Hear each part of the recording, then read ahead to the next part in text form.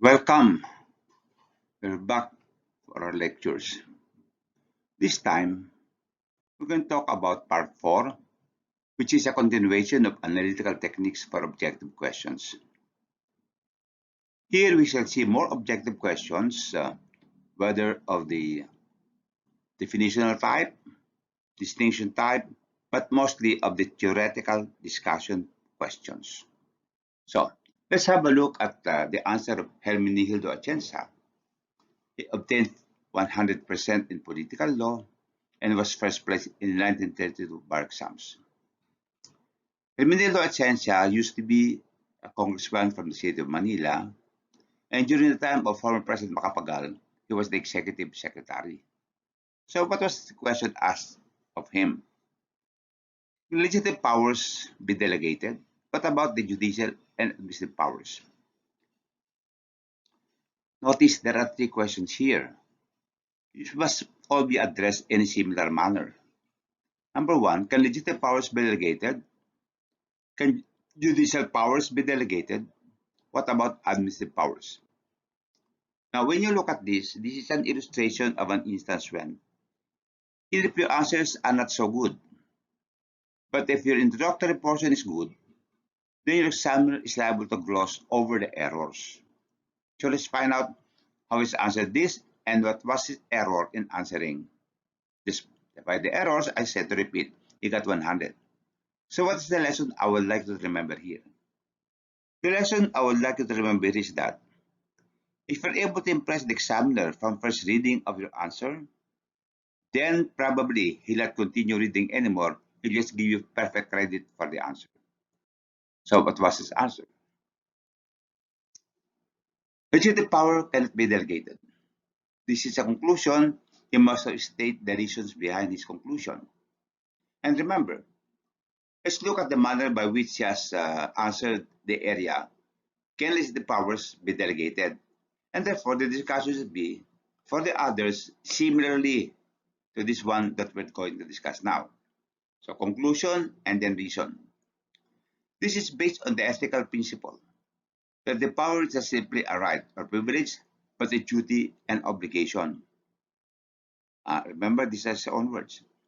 It has its constitutional justification in the doctrine that where the sovereign power has place of power, there it must remain, and one whose judgment, wisdom, and patriotism a duty has been entrusted should not perform it through the judgment, wisdom, or patriotism of another.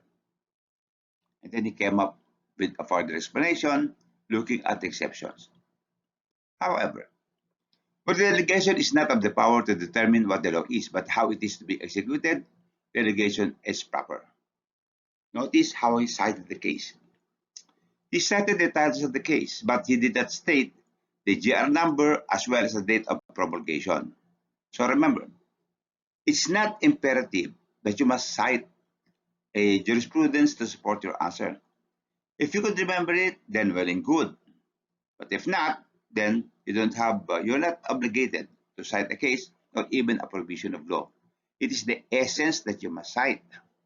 And then when you look at, so notice the answer is very good insofar as legislative power is concerned. But when you look at the other powers, legislative and judicial, notice these are merely conclusions and he didn't support it with reasoning similarly to that of the legislative power.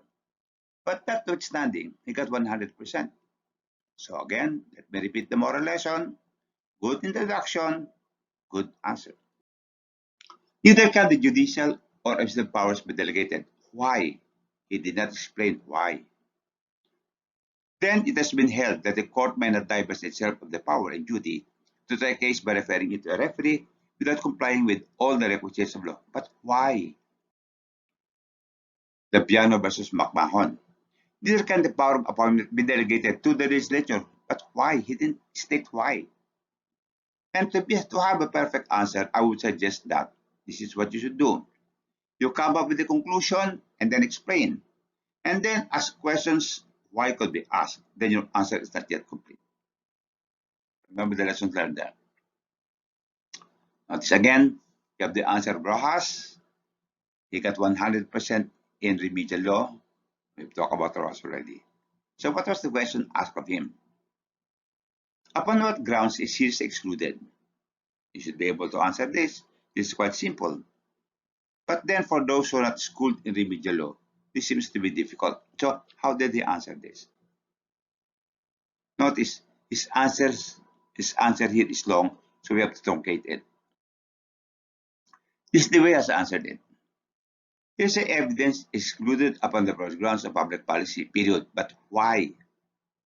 It is excluded upon the sound theory that no man can better express his ideas than he himself. Why? A perfect knowledge of human nature must commend this. This rule, but is very seldom, if at all, that a man can repeat in court what another has told him regarding a particular fact, and the allowance of the evidence will lead to innumerable frauds and to great difficulty in the determination of facts. Besides, if he is admitted if given by the person who say that he heard another say something, logically at least, it must also be admissible if told by a third or a fifth or a tenth person who testifies as to what he has heard, the previous man said to what he has heard another previous man saying, and so on, and thus a story of 3 words may become 1,000.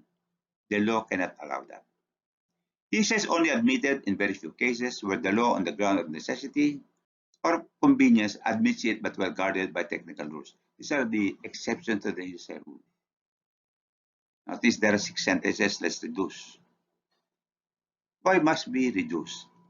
As we said, there is a limited number of time within which you're going to answer. And therefore, we have removed some of them. And look at our reduction. We didn't change much. We only removed some. We removed the surpluses. Hearsay evidence is included upon the sound theory that no man can better express his ideas than he himself. The allowance of the evidence will lead to innumerable frauds and to great difficulty in determination of facts. Hearsay is only admitted in very few cases where the law on the ground of necessity or convenience admits it but well guarded by technical rules. We've reduced it from 6 sentences to 3 sentences. All right, let's have a look at my answer in political law. I obtained 4th place in the 1985 bar exam. What was the question here? The question is a theoretical discussion problem, and therefore let's have a look at it. It is short, but the answer is long.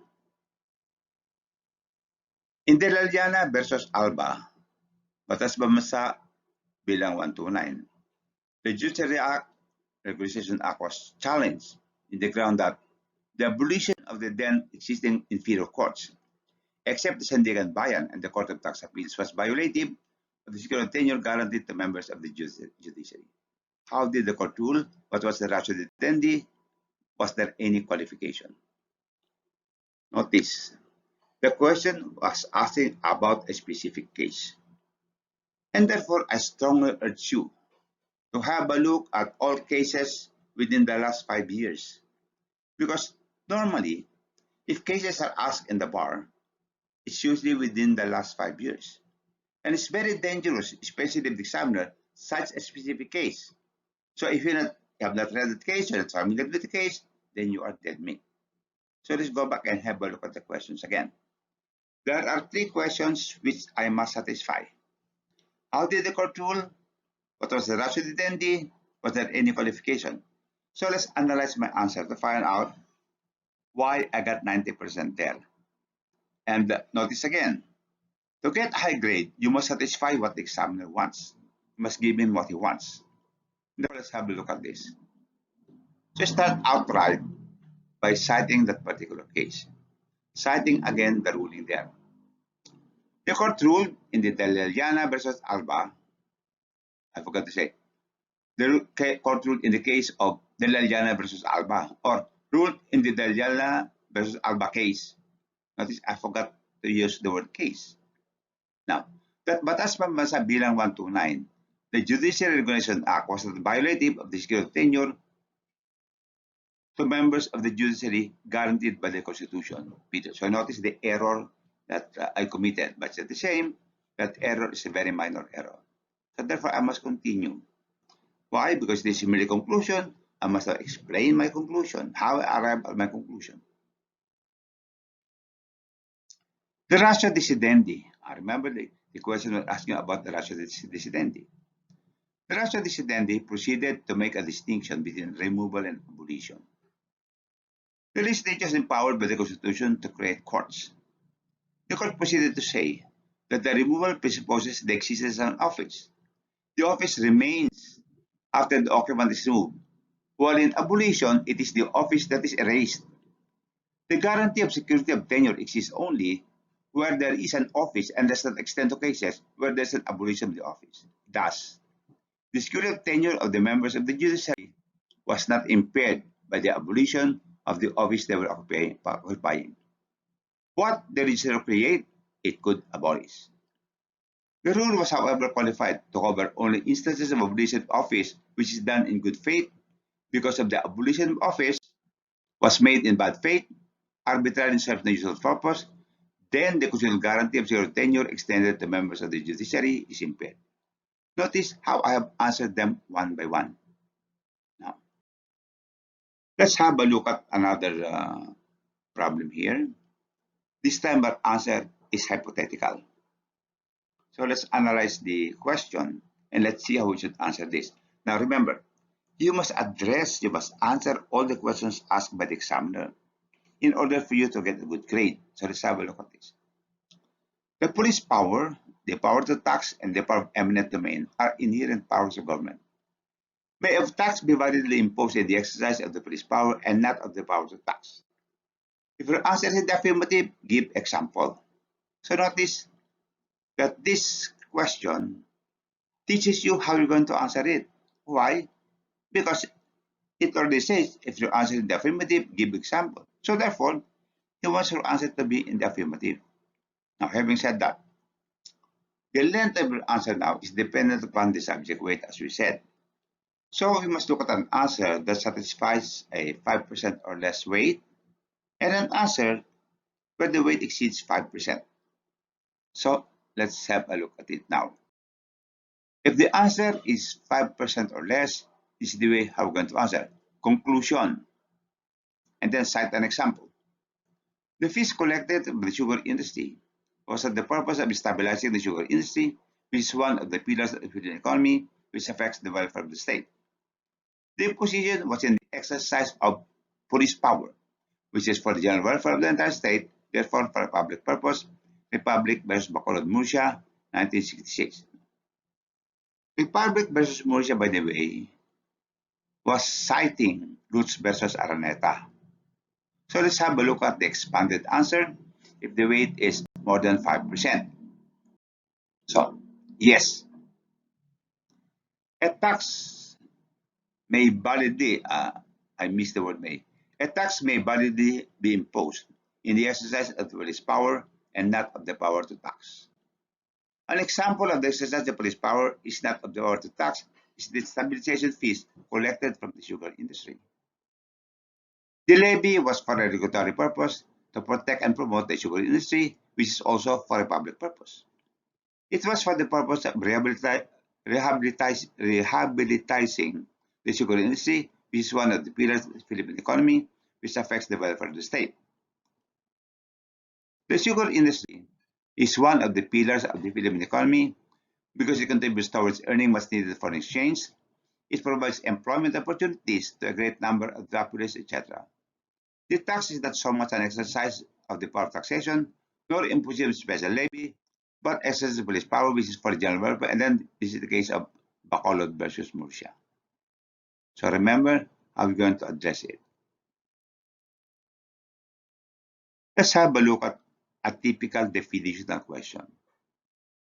Explain the concept of double taxation. This was given in 2016. By the way, when you go to the module on taxation, especially general principles, you would notice that double taxation is very, very popular for the bar. So do not enter the bar examination room without mastering the concepts of double taxation. So how are you going to explain the concept in the instance where you have 5% or less, you have more than 5%. So 5% or less, one sentence. Just one sentence. That's enough already. Double taxation means taxing the same property twice when it should be taxed only once. It is tantamount to taxing the same person twice by the same jurisdiction for the same thing. But supposing it's to be expanded because it's more than 5%. How are you going to expand it? You're going to adapt the same sentence you used before, but you must have expand by explaining. So double taxation means taxing the same property twice when it should be taxed only once. That is, taxing the same person twice by the same jurisdiction for the same thing. The existence of double taxation or instance of two laws imposing a tax does not necessarily result in the nullification of one of the statutes. This is so because there are two kinds of double taxation: direct duplicate taxation and indirect duplicate taxation. Direct duplicate taxation is violative of the uniformity of taxation and the equal protection clauses of the Constitution and could result in the nullification of the tax statutes of one of the tax statutes on constitutional grounds. On the other hand, if there is indirect duplicate taxation, the two laws could stand together. There is indirect duplicate taxation if one of the elements of direct duplicate taxation is not present. There is direct duplicate taxation if the tax is imposed by the same taxing authority, imposing the same amount upon the same tax subjects or objects located in the same territory for the same purpose and for the same taxing period, taxing all for the first time without taxing all for the second time. What about a disguised objective type? A disguised objective type occurs when there is a statement of facts, but the question at the bottom could be answered even without looking at the question at the factual setting stated in the problem. This is what I mean when I say objective, disguised objective type. Let's have a look at this one. Now let's have a look at a typical disguised type bar question. Remember, you have a statement of facts, but the question is not related at all to the statement of facts because you could answer the question even if you have not seen the statement of facts. Let's proceed. Congress issued a law allowing a 20% discount on the purchases of senior citizens from, among others, recreation centers. This 30% discount can then be used by the sellers as tax credit. At the instance of BIR, however, Republic Act number 9257 was enacted, amending treatment of the 20% discount as a tax deduction. Equity Cinema filed a petition with the RTC, claiming that RA 9257 is unconstitutional as it possibly deprived sellers a part of the price without just compensation. What is the effect of converting the 20% discount from a tax credit to a tax deduction? So take note again, you could answer this question without even looking at the facts. So you're going to look at the distinction here between tax credit and tax deduction. So let's proceed with our discussion. As usual, you have to look at whether or not the weight is 5% or more than 5%. The effect of converting the 20% discount from a tax credit to a tax deduction is to reduce the tax benefit that was formerly enjoyed by sellers of goods and services to senior citizens. Under the tax credit method, the sellers who granted the 20% senior citizens discount are able to recover 100% of the amount of the discount they gave.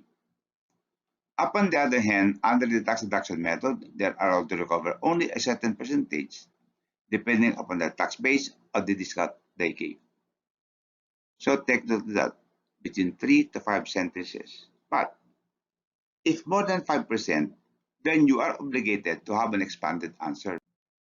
So let's see how we expand it.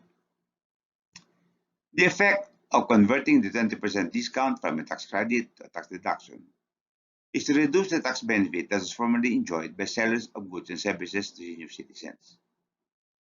Under the tax credit method, the sellers who granted the 20% senior citizen discount are able to recover 100% of the amount of the discount they gave. This is so because they could deduct the totality of the discount they gave from the taxes they're supposed to pay. Upon the other hand, under the tax deduction method, they're allowed to recover only a certain percentage depending upon the tax base of the discount they gave, and this is the expansion. For example, if the entity granting the discount is a corporation, then it could recover only 30% of the 20% discount because the discount is allowed as a deduction of gross revenues in order to arrive at income subject to tax. The tax then income is then subject to 30% tax. So that's the end of part 4, which is a continuation of analytical techniques for objective questions. As usual, we should now take a break. Let's enjoy our merienda. Again, let's enjoy our merienda, because after the break, we shall take up part 5, analytical techniques for fact-centered questions. So enjoy, easy, and we'll continue later on.